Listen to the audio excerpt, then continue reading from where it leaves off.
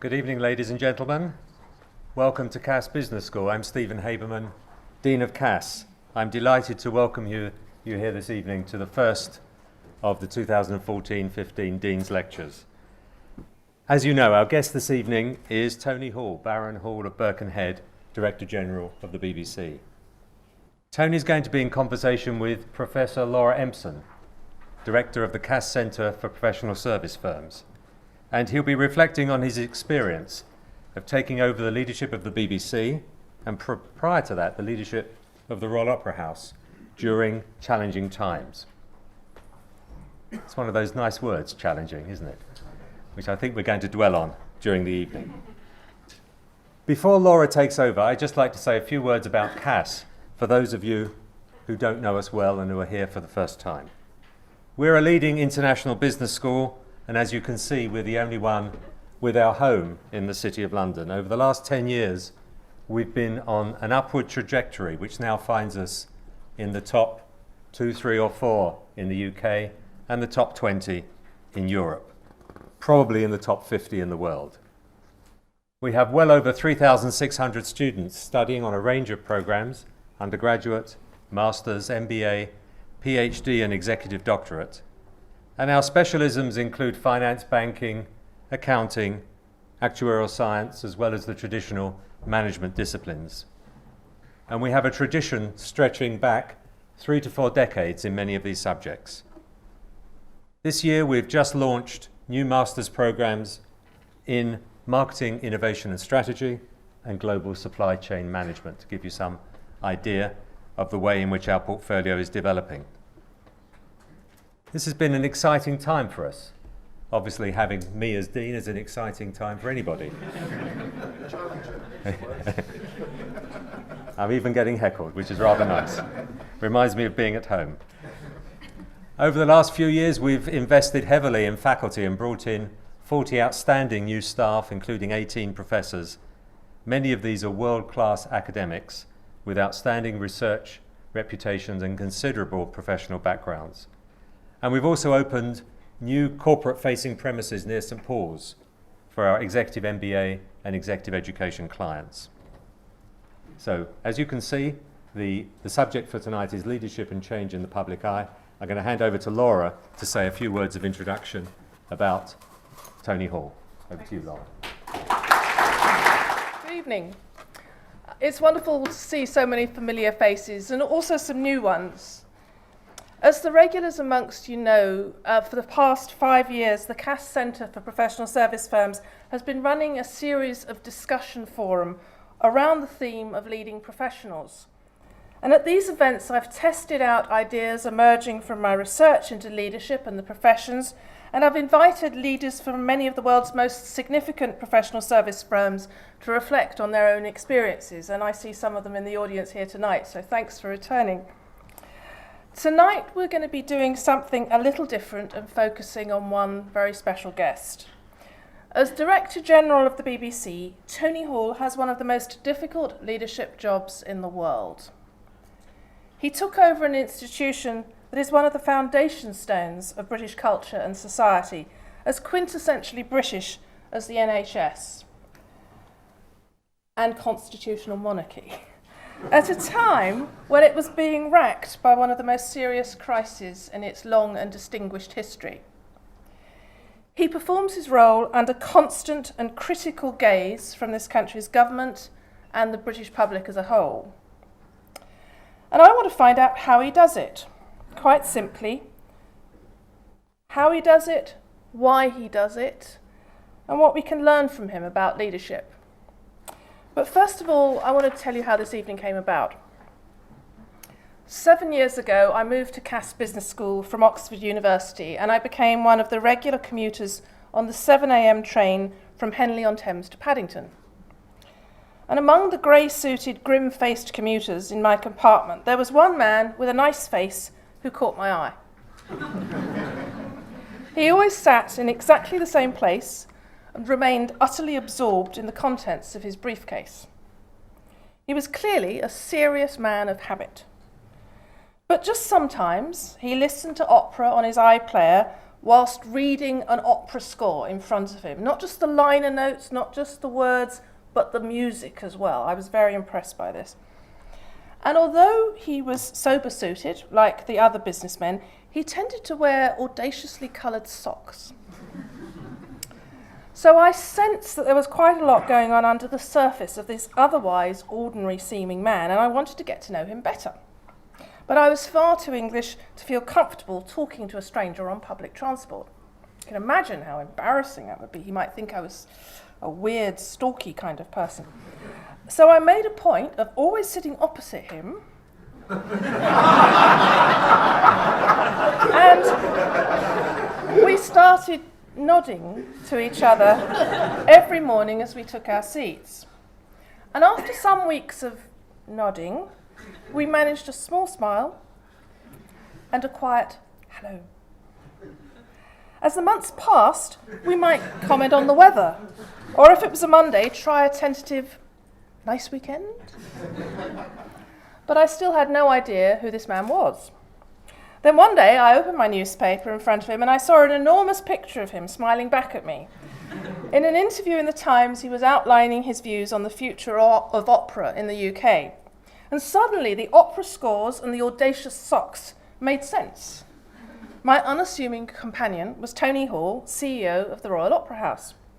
And after that breakthrough moment, Tony and I became friends. Always our conversations were conducted in a whisper so as not to annoy our fellow commuters, and always they were curtailed after 9 minutes when we reached Twyford and our train moved off the Henley branch line onto the main line to Paddington. Though I do remember fondly one particularly exciting morning when we got so carried away discussing the works of Hilary Mantel that we chatted quite loudly all the way to Maidenhead. In the past 7 years, there have been so many questions I've wanted to ask Tony, but it hasn't seemed appropriate to do so during a 7-minute whisper on a crowded train. So tonight, I finally get my chance to ask him all those personal questions.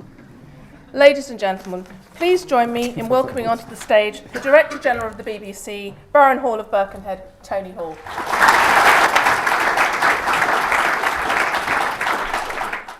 A lot of the leaders of professional service firms I talk to speak quite wistfully of their times as a client-facing fee earner. They talk about the thrill of the deal, the excitement that comes from actually doing that job, and they compare that with the challenge of leading professionals and talk about it being relentlessly difficult and demoralising and often feeling that you're not achieving anything. Do you ever regret leaving the news desk? I think there was a moment, and it was somewhere around about 87 when John Burke came in to kind of reform the BBC, and I was at that point catapulted from being an editor of a programme. I'd just finished doing an election campaign programme, which was an hour on BBC One, and found myself then being in charge of the whole of news and current affairs and having an editorial role over all those people. And I think the big transition there was from the sort of immediacy of running a news. I mean, if you're running a news program, Newsnight, all these sort of things, Today program, whatever, you are chasing the stories of the day, and there's a kind of excitement about that, and then a feeling of complete knackerdom when the whole thing is over, because it's woof, we've done that. And in a weird sort of way, it's the same in some of the more featurey things as well. So changing that moment, changing to suddenly being in charge of all these other programs and working out how you kind of handle that in your own mind. You're going from a kind of an agenda of the moment, of the hour, of the day, into something where you've got to look more strategically, is a big transition. But do I regret it? Not in the slightest, because what I kind of love is being around people who are creative. That was what I loved about the Royal Opera House. If I got sort of cheesed off with what I was doing in the day, the easiest thing was to walk down 2 floors into the backstage area, smell backstage, which smells in a certain sort of way, see whatever was being in rehearsal, talk to the stage crew, because they always tell you whether it's going well or not. They're always very honest. And you felt that's what it's all about. You could go back and do stuff again. So I think the connection with, I don't know what it would be in the professional services thing, but the connection with what you are there to do and what you're there to enable and what you're there to make happen, I think is phenomenally important. And you've got to feel strongly about that. I mean, I think you've got to feel passionate about what you're doing, don't you? I mean, I think so. As you were talking, I was thinking about something else that you may have lost. You were talking about the immediacy and the thrill of being in a news environment.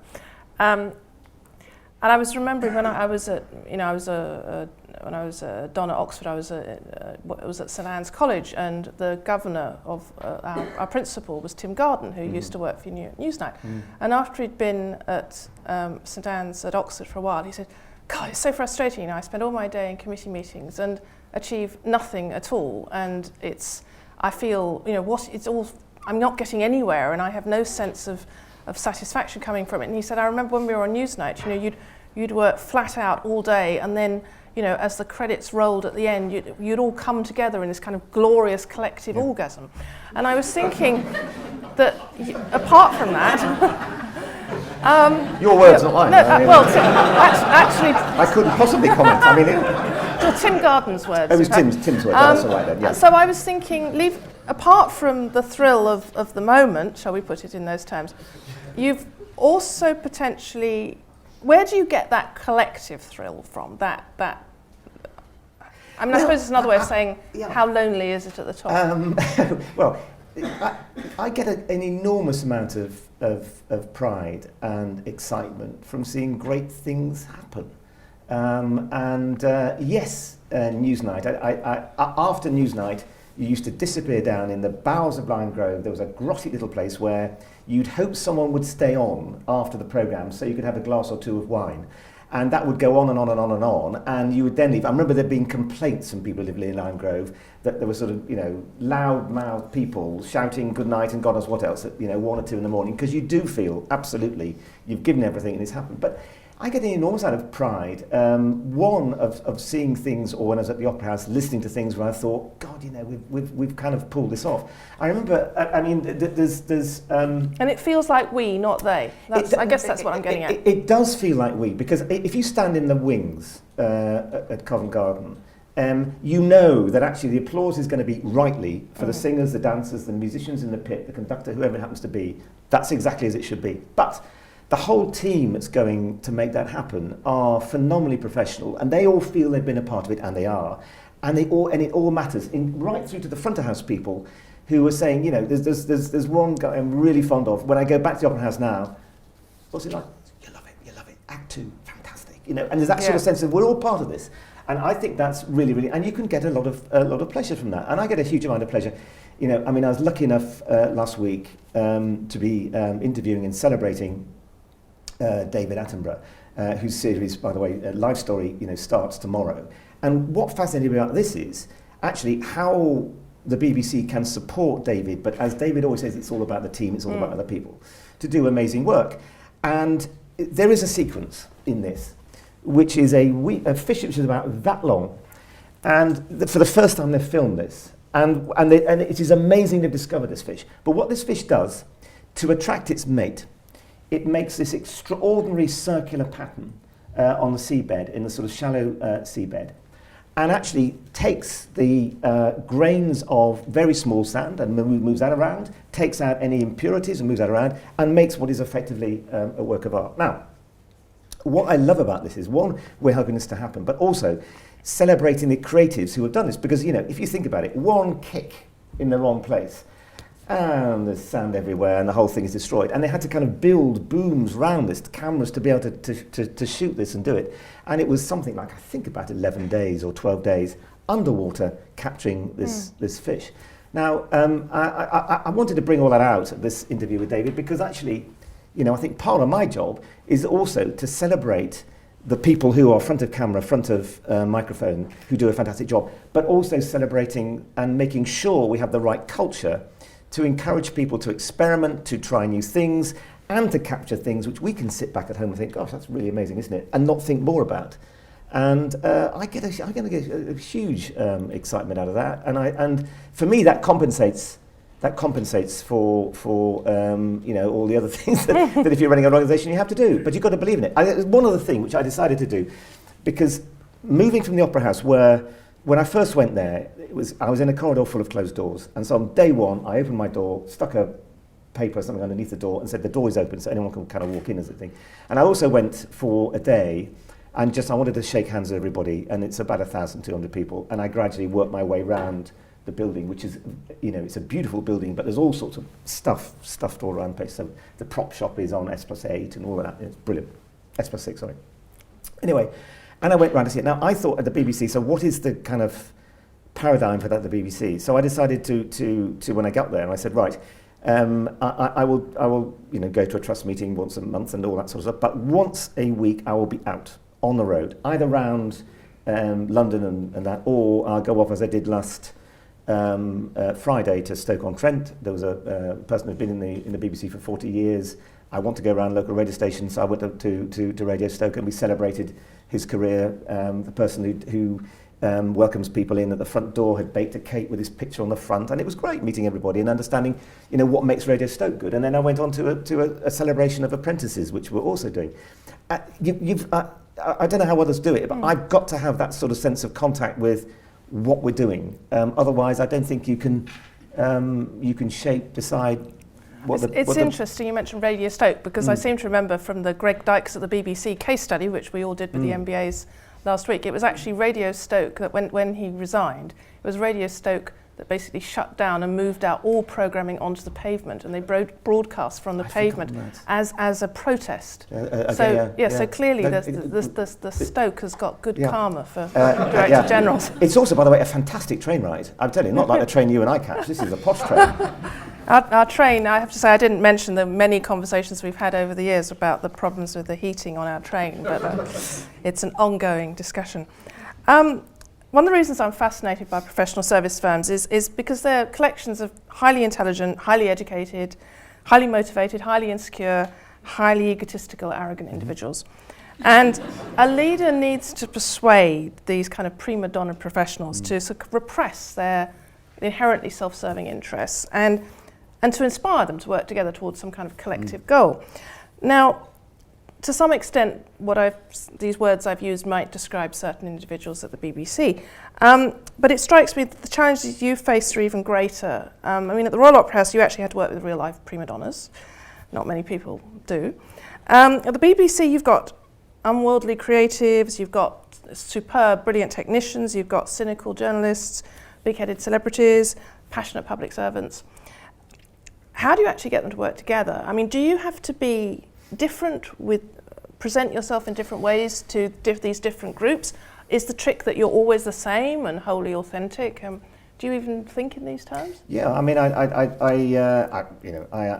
hope I'm the same. I can't be other than who I am. But obviously, what you say and how you speak and may vary according to who you're speaking to. And I've got an obsession with plain language. I think broadcasting, as any profession, can fill itself up with gobbledygook language that no one really understands. So I think, sort of plain English is really, really good. But when I first went to the Opera House, there's an extraordinary man called Edward Downes. He's now died. In fact, actually, he went to Switzerland and committed suicide. He was very, very ill.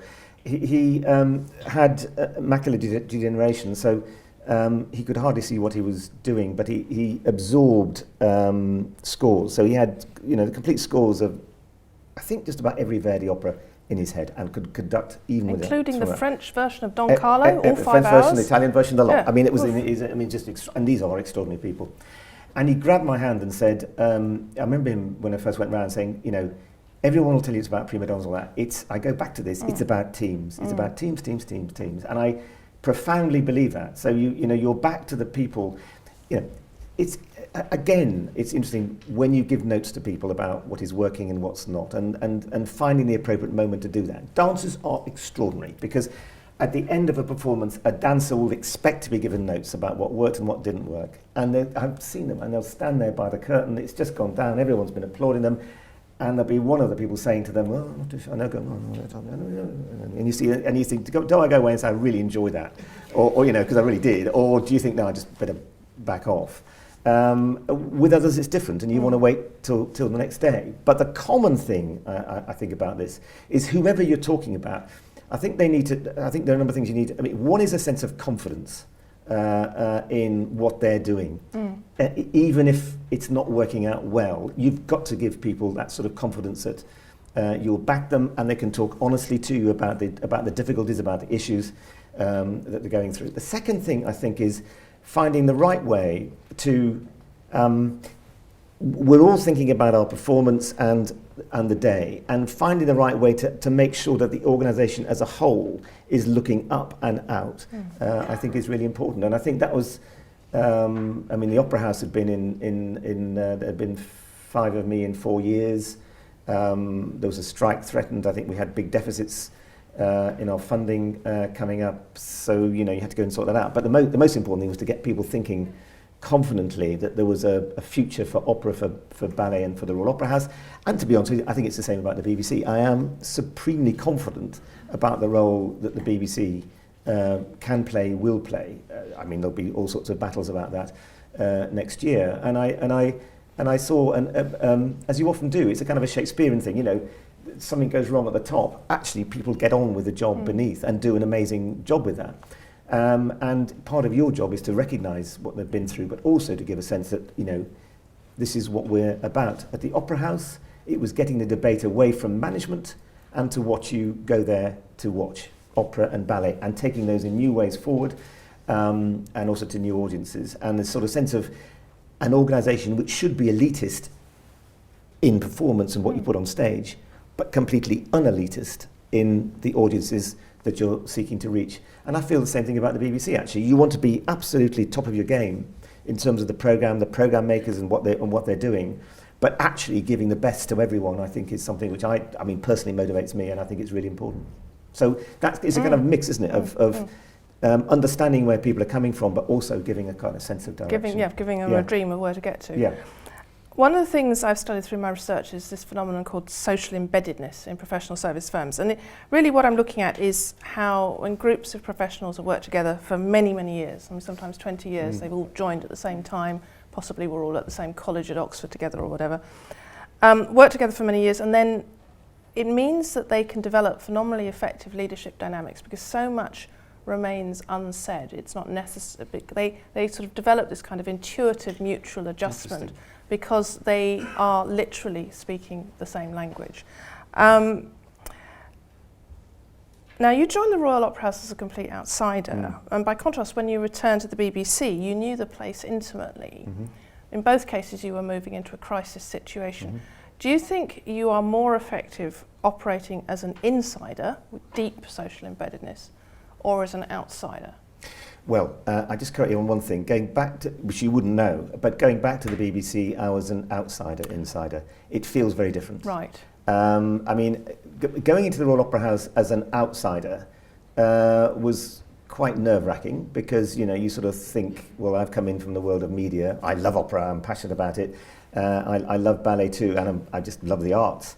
But why would anyone take, you know, any notice of you? And you've got to think those things through. And the great thing about, you know, it being in crisis, you know, is, again, it goes back. You know, you've got a chance to talk to people about where you want to go. I spent a lot of time going around the organisation talking about, you know, strategy and what I thought about the way things go. And it was very funny. I remember doing one of the stage crews who just, you know, I did this strategic pitch about opera and its place and the ballet, and this is what we have to do, and all that stuff, you know.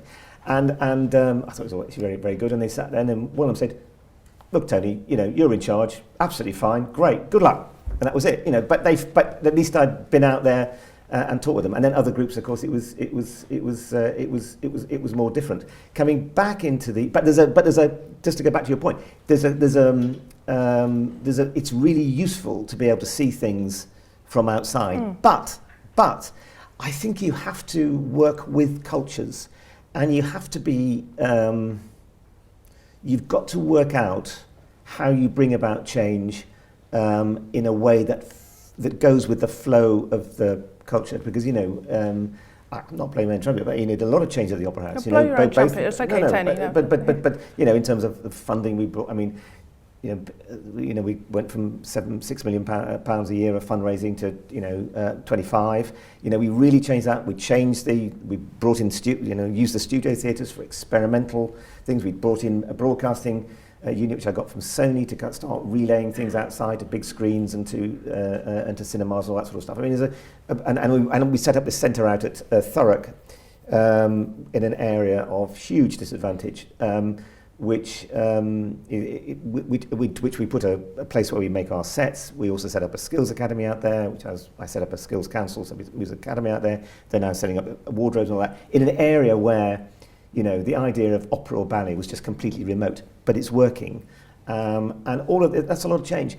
But it was you know, you have to keep arguing it and going with the flow of what the organisation believes in. And if you think this is a way of demonstrating our excellence and actually demonstrating what we kind of believe, which is we want to excite as many people as we can, you can make those changes happen. They're difficult, they're hard, but you can make those changes happen. I think with the BBC, it's really interesting coming back into it because not for one moment did I ever think I would go back to the BBC. Not for one moment. I was very happy in the land of song and dance.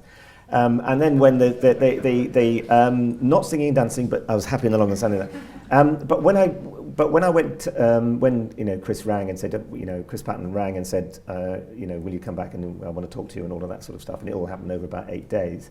I love the BBC, and I thought it was the, you know, I felt I should sort of go back, but you're going back as someone who spent a long time out, and I think it feels very different, and I think that outside perspective is really important in judging how the BBC needs to go forward. You talked about the problems of your predecessors at the Royal Opera House, and clearly there was a lot of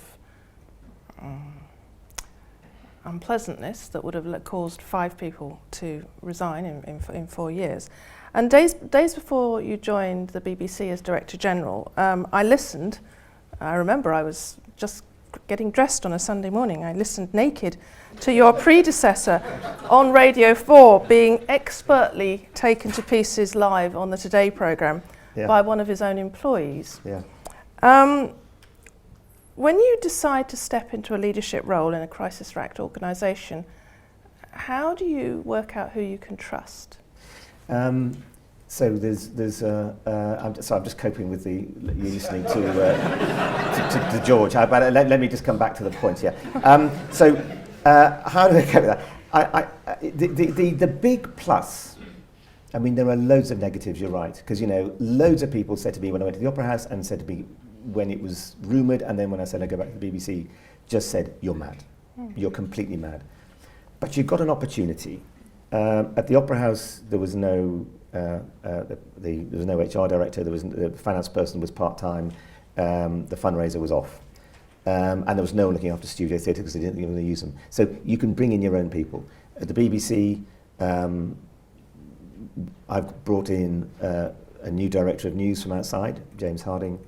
I pulled together a whole lot of departments which were reporting to no one or to the Director General, I don't really know, to say that's about the strategy for the BBC, a forward-looking department.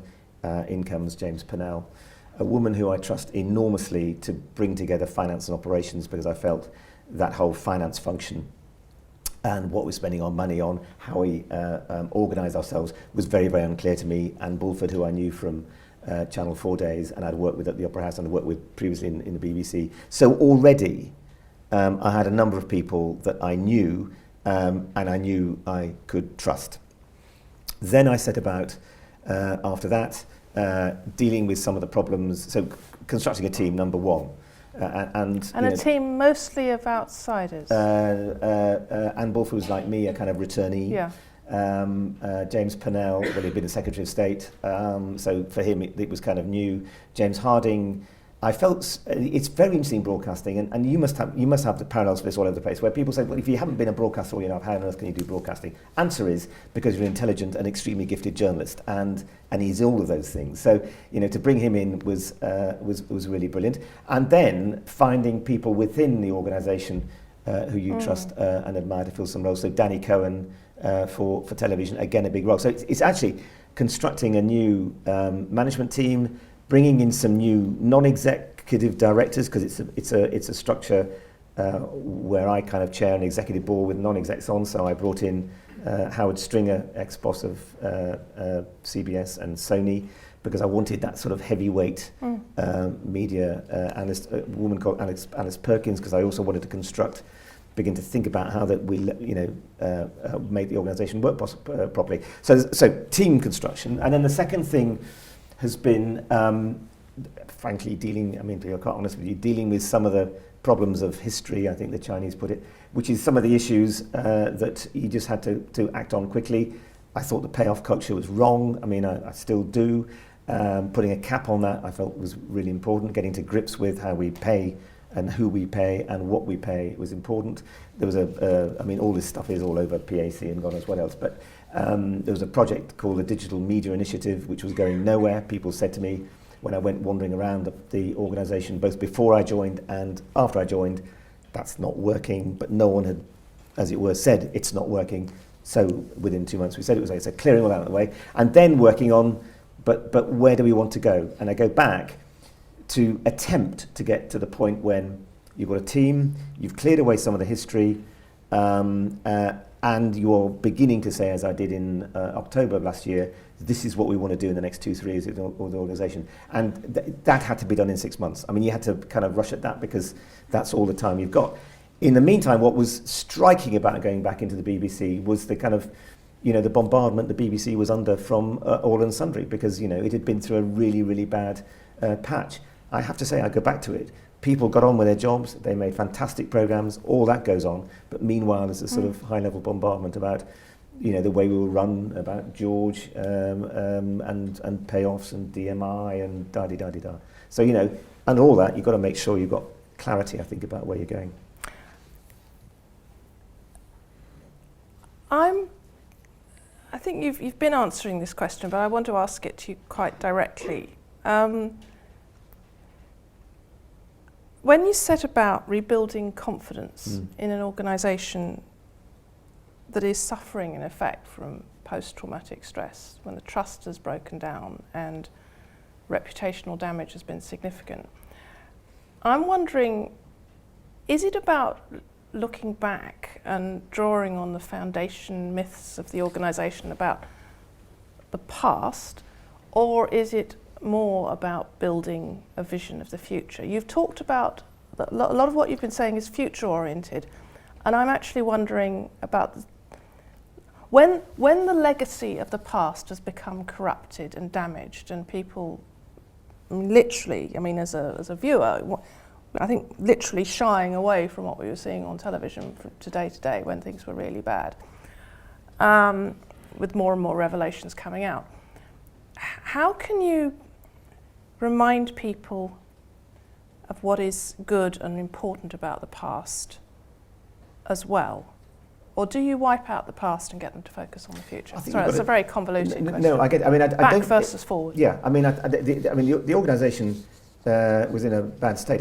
Post-traumatic stress is. I don't think it was that, but nonetheless, there was a crisis, and I was brought in to kind of sort it out. I think there are two things. One is, it did strike me, and I've said this in a number of places, that I think what happens is that organisations think, especially in the public sector, can think, do you know what, we're not very good at managing ourselves. Maybe we're not really businesses, so let's look outside for models of how you can really run ourselves properly, and let's look at a commercial model and bring in all sorts of people from outside to tell us how to do that. And then people from outside come in and think, gosh, these people aren't earning very much, and my God, they have a complex job, but actually we can bring in business skills to show you how to go forward and all that. And what I think had happened with the BBC was that they'd begun to associate the sort of organisation they should be with a PLC. And actually that's not what you are. That's where I think, top pay and all those things began to get wrong, which is, the people were beginning to think, well, people are earning loads of money outside, and by the way, we're in a media market where people also do make a great deal of money. But in essence, the BBC is not like that. We're not a government department, we're not part of government, we are separate from that. But nonetheless, you've got to realise that you're spending something which is, £145.50 coming from licence fee payers, and you've got to remember that all the time. They're the owners, they're the people who are paying for that. And I think, I've said it before, I think we'd kind of lost that. So I think you have to recognise that. I think when it comes to a lot of issues post-Savile, which are about sexual harassment, bullying and all of that, you've got to ensure that you've got the processes in place to make sure that that culture is, one, not tolerated, and you've got to be clear about that, but two, the remedial action, if things happen, is also there to be dealt with. That's slow work. It's happening, and I think that sort of, that cultural thing has changed for the better. But I go back. You can't keep looking down all the time. You've got to look up. And throughout all this time, you know, the BBC has actually been doing amazing programmes. But we, the team, have got to give people a sense of confidence, but also a sense that this place has a future. And I go back, when you talk to anyone outside the BBC about the BBC, what they want to know about, what they want to talk about is what they love about the BBC. And it's an organisation, it is like that with the Royal Opera House in a different sort of way, where people feel passionate about it. So if you let them down, they feel angry, because actually it's a family relationship. Yes. But when it's good, boy, do they love it.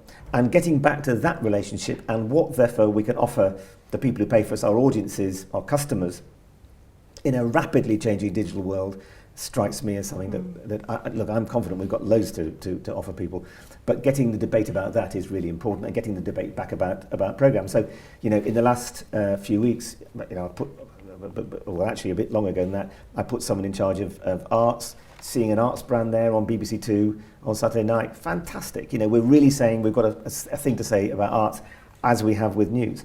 Likewise, our launch of BBC Music, which I think again is something which the BBC and the industry knows the BBC is really good at, getting that viscerally into people's consciousness, with a remake of an old Beach Boys song. Absolutely. Was fabulous. The game was stunning. I remember the first time I saw that, and I was fully clothed. But it was, good. Well, so it wasn't Sunday morning. No, it wasn't. No, fine. But anyway, my husband was cooking me dinner, and I said, "Come on, come and see it now." You know. But that's part of the sort of sense of, let's be confident about what we do, and we offer Britain to, which others do not. And what's so interesting about the BBC Music video is everybody took part in that, and they didn't want any fees for it, because it was for the BBC. And actually, our connection, therefore, with the music industry, supporting the music industry, working together symbiotically, with something that is important for us, is really important. And you know, that also came out of when you looked at the future of the BBC. I feel passionately about music. But it was also interesting, is that when people look at the BBC, what did they think about? And they didn't think about music. They love Radio 2, they like Radio 1, they like 1 Extra, they like 6 Music increasingly. You know, if you want to, you know, it's quite an interesting story about saying you're going to act 6 Music, what happens? Everybody comes in and says, save it. So there's a bit of, we withdraw something, and then people suddenly realise how good it is. But the point being that as in life. Is in life. So actually what is really interesting about that for me is people would admire those services and consume them, a hell of a lot, and feel very strongly about them.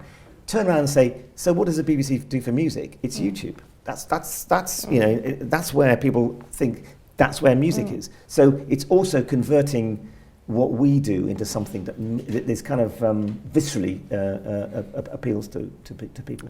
I've got one last question before we turn it over to the audience. So the BBC has a reputation for vicious internal politics. I want to know how an apparently decent man like you has risen to the top of it. I think internal politics thrives when people aren't clear about what's expected of them, when you don't have a sense of team and coming together, and when you're not clear about where you're going. The BBC, I think the licence fee negotiation we enter into in 16, whenever it happens to be, will be a very tough negotiation. That's absolutely proper. You're not answering my question. But I am. Let me come right to it. I think you've got to look outside the organisation, and if you're running it, you've got to make sure the organisation is always looking outside and thinking about how this appears outside, not how it appears in terms of silos. I'm not answering your question. Come back and tell me what you want. How do you deal with someone when you know people around you? And that this is maybe, but let's go back before but you didn't get the Director General job first time around. and I'm sure there were a variety of reasons behind that, but how do you deal with colleagues who are keen to get one over on you? Well, by being very clear about the sort of behaviour that you expect out of people. And in some cases that means acknowledging that you've got something that they wanted, and you've got to be just upfront about that. I think it comes back to how you deal with people, how you talk to people, and being intelligent about listening to what people are saying and picking up on what people are saying. And I think you've got to do a lot of listening, and you've got to do a lot of listening around to pick up what's going on in the organisation, and then to be able to respond to that. Which is actually a very important political skill, that ability to understand, to interpret, to make judgments, to build coalitions around you, in a sense to marginalise and isolate the people who are. And also, I think you've also got to be clear with people if things aren't working, but also you've got to celebrate success. And I'm always amazed about how many people don't get thanked, for example. But when I went to the Opera House, when I came back to the BBC, I take a lot of notes. And so listening, taking notes. If you talk to somebody for more than an hour, which is why this finishes at 7:30, you begin to get an awful lot out about what's really going on, and actually, and then reflecting on what they've said, working out what actually is going on, also checking back against other people and other people's views of it, I think is what you've got to do. So I think if you're running something, you've got to both look out. That's really important because organisations go down to that. And also pick up this is why getting out once a week and going out is really, really important, and also pick up what's going on. I mean, we've got some really interesting stuff going on at the moment in the BBC, which is, how do you bring people together round the future of media, where it's not anymore about television, radio, or online. It's something which is a combination of those things. It's what, by the way, the BBC Three will be discovering and is discovering in what we're planning there. And when you've got social media also involved in all that, those things require people who can join up and are not egoists about this is my patch, go away. And that's why I go back to, there's been a history in the BBC of dumping on management and saying, which I think it happens in all organisations, and saying, too many managers, what do they do all day? The answer is managers as enablers, as people who make things happen, I think is really important. So, what I learned, because I also went in to sort out the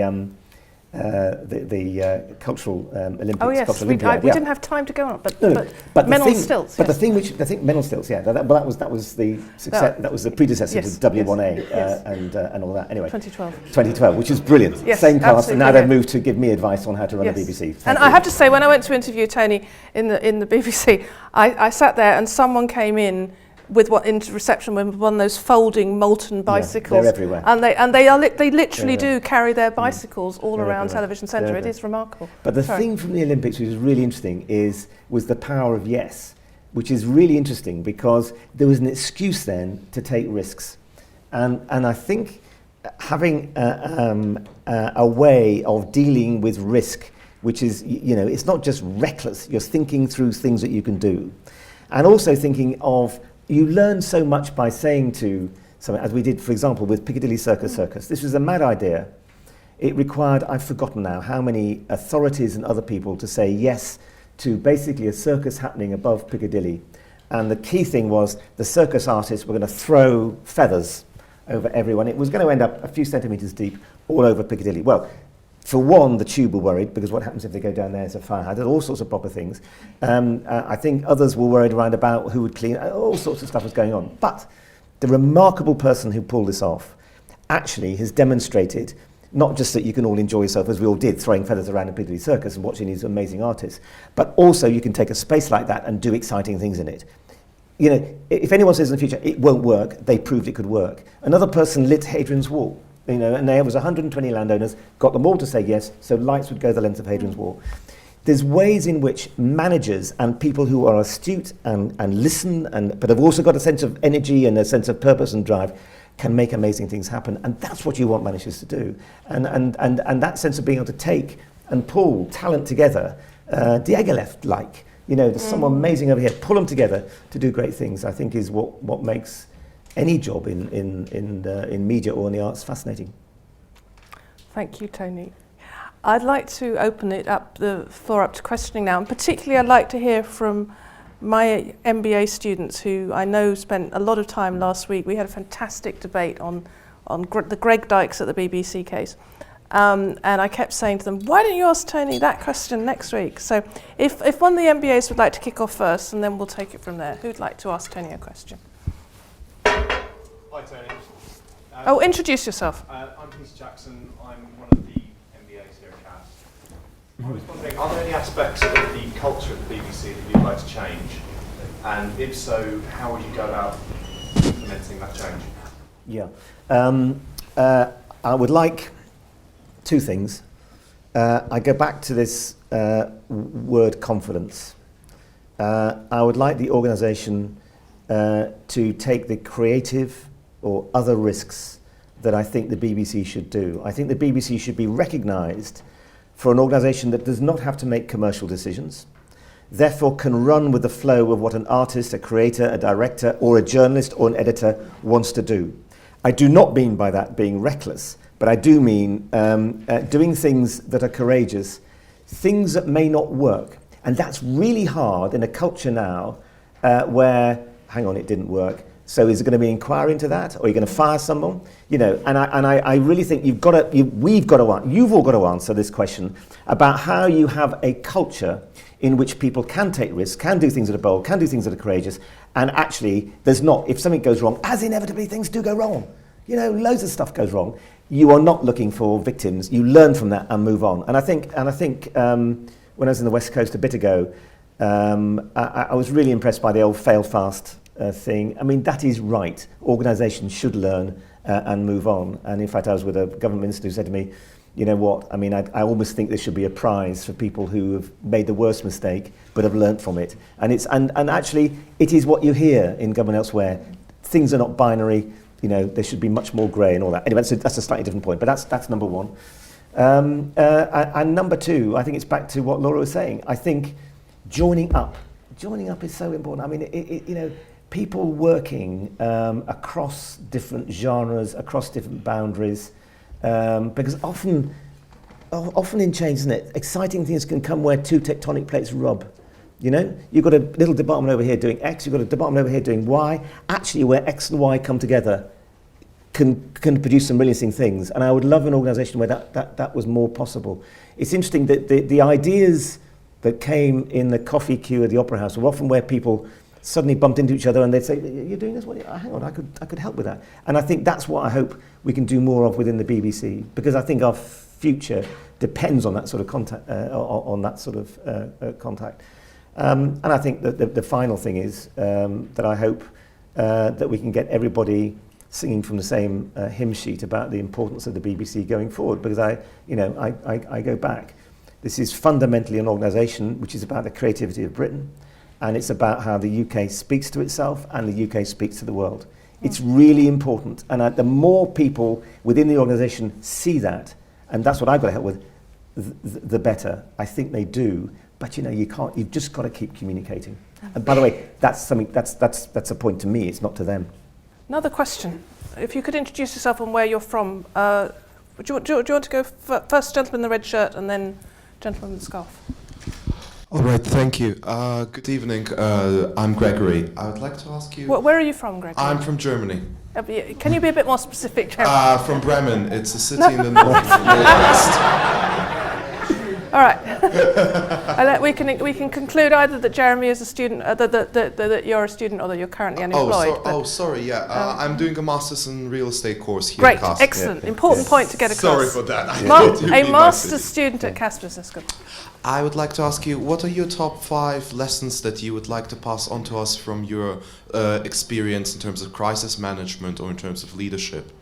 Like, what are your best things that, you know, we could learn that you'd like to pass on to us? Oh, look, I really hesitate to say these are, you know, top 5 things or anything like that. I mean, you know, because every crisis is different, and God knows you've got to learn so much. And I've taught the students to be extremely sceptical about anyone who claims to be able to tell you the top 5 things. So you've just passed a very important test there. Phew! I didn't realise I was being set up for that. But anyway, but just a couple of things, and that's the thing, which is listen and gather as many facts as you can.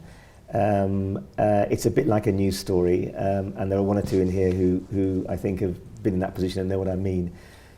What you think you're reporting on right away is not what you're reporting on 2 hours later, and ain't what you're reporting on 24 hours later. So I think, you know, be really careful about what you know and what you don't know. There was a night when I was editing in the first Gulf War. No, I wasn't editing. I was editor that right, and I went in to watch the gallery there. And Charles Wheeler, who was brilliant, CNN were at that point running people in chemical suits in Tel Aviv who said we think there's been an attack, a chemical attack. Now that was really, and Charles went and said, I'm going to go on and do something now. And Charles went on and did. If any of you remember or knew Charles Wheeler, he's a hero. Went on and said, let's be clear what we know and let's be clear what we don't know. And I've always clung on to that. Let's be really clear about what we know and don't know. The other thing I would say is, from someone who spent quite a bit of life in a newsroom, I think the centre of the organisation in a crisis has got to be calm.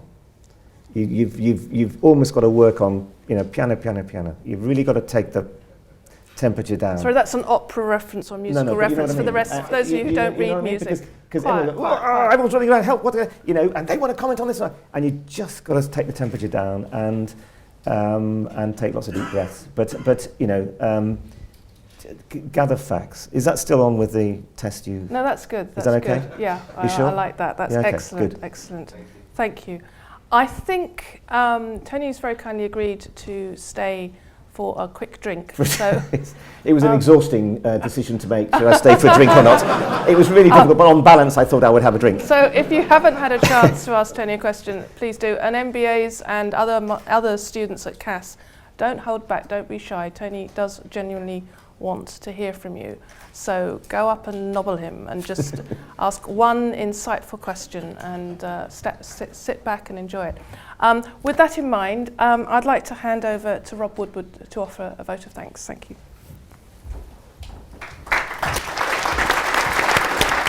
Good evening, everybody. I'm Rob Woodward, the Chair of Council. So it's an absolute privilege for me to propose a vote of thanks to Tony Hall for such what I thought was a very candid and insightful set of answers. So I guess what we've largely heard of tonight has been a discussion of change, which is an element of humanity which is as necessary as it is difficult to implement. I was kind of noting what I thought were kind of some of the key things that Tony was saying tonight, and 3 things I think have stuck in my mind, which is, and they're all relatively simple to say and in my experience actually quite difficult to implement. So first is the power of listening and the strength of listening. Secondly is to have such a consistent clarity of purpose. And thirdly is just a relentless honesty of communication. And Tony, in answer to one of his questions before he was corrected, started to stray off not only into the area of kind of internal change, but also the pressures that he's and his colleagues are operating on in the external world, where there are just immense both political and social pressures on the BBC, particularly as the government starts to grapple with the next licence fee settlement, where some would actually be proposing the abolition of the licence altogether. So from what you've heard tonight and what you've read in the press, Tony has absolutely been successful in settling the nerves at the BBC, and absolutely also lives by the mantra of allowing people to take risks and thrive, or as you heard tonight, the power of yes. So Tony, on behalf of CAS Business School, thanks for coming along this evening. It's hugely appreciated, and also for delivering such a compelling and insightful set of thoughts. So Tony and Laura, I'm going to wish you both many happy returns on your future commute. And if you'd like to join me to thank Tony for his excellent contribution.